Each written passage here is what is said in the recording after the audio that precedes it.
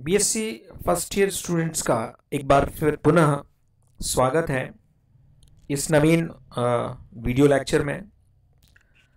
बच्चों, हम लोग पिछली कक्षा में शैवालों के सामान्य लक्षणों के बारे में अध्ययन कर चुके हैं, यानी उनके जो कॉमन कैरेक्टर्स, जनरल कैरेक्टर्स हैं, और उसमें कुछ टेक्निकल शब्द भी आए थे।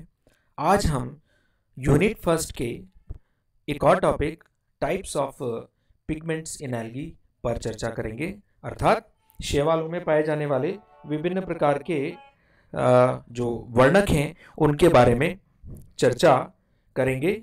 और ये यूनिट 1 का एक और इम्पॉर्टेंट टॉपिक है, क्योंकि यदि आप ये 3 प्रकार के पिगमेंट्स को प्रिपेयर करते हैं तो आपके यूनिवर्सिटी एग्जाम्स में काफ़ी मदद मिलती है और सीधा सीधा प्रश्न आता है।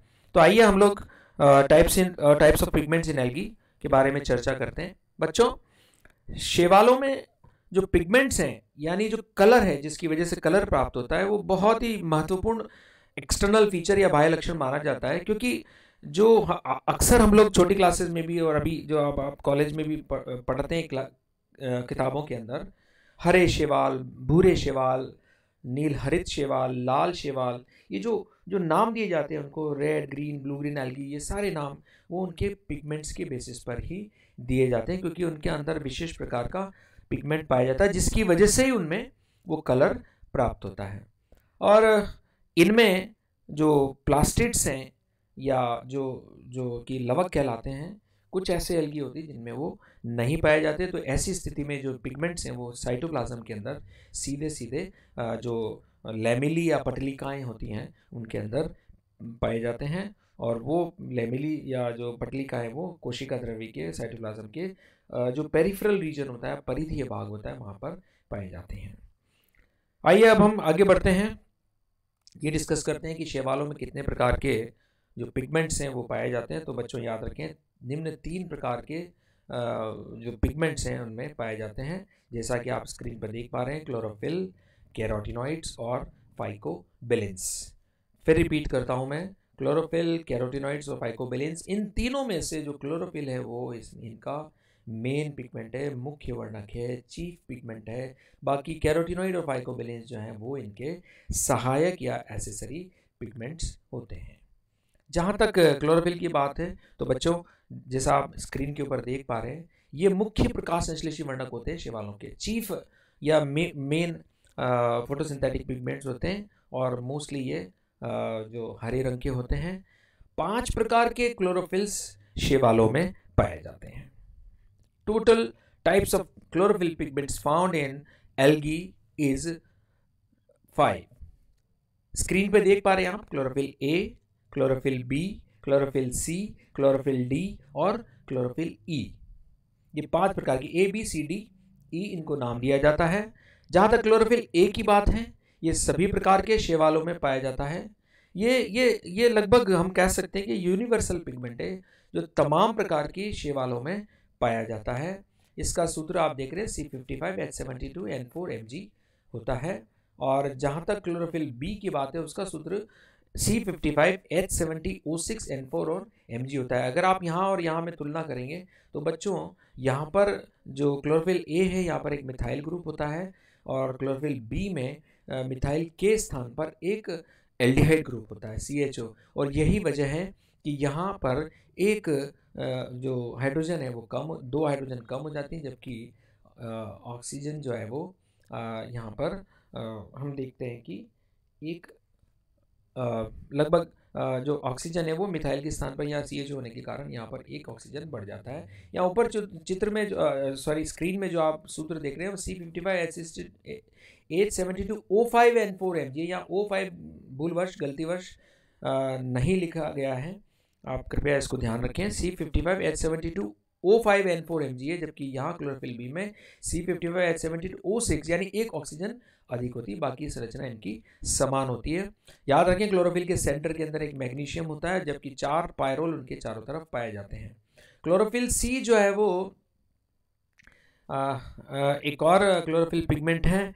अब अकरेंस के हिसाब से देखें आप तो क्लोरोफिल ए जो है वो सभी प्रकार के शैवालों में पाया जाता है, जबकि क्लोरोफिल बी क्लोरोफाइसी और यूग्लिनोफाइसी में पाया जाता है। याद रखें यहाँ कॉम्बिनेशन बना करके मिलेगा क्लोरोफिल बी, अर्थात जो क्लोरोफाइसी है उनमें और यूग्लिनोफाइसी में क्लोरोफिल ए और बी एक साथ पाए जाते हैं। इसी प्रकार जो क्लोरोफिल सी है वो क्लोरोफिल ए के साथ क्राइसोफाइसी, बेसिलरियोफाइसी और फियोफाइसी यानी भूरे शैवालों में पाए जाते हैं। अर्थात मैं इसको पुनः रिपीट करूं तो क्लोरोफिल ए बी के साथ कॉम्बिनेशन बना करके क्लोरोफाइसी यूग्लिनोफाइसी में मिलता है, जबकि सी के साथ कॉम्बिनेशन बना करके क्राइसोफाइसी, बेसिलरियोफाइसी और फियोफाइसी में पाया जाता है। जबकि रोडोफाइसी में यही क्लोरोफिल ए क्लोरोफिल डी के साथ पाया जाता है।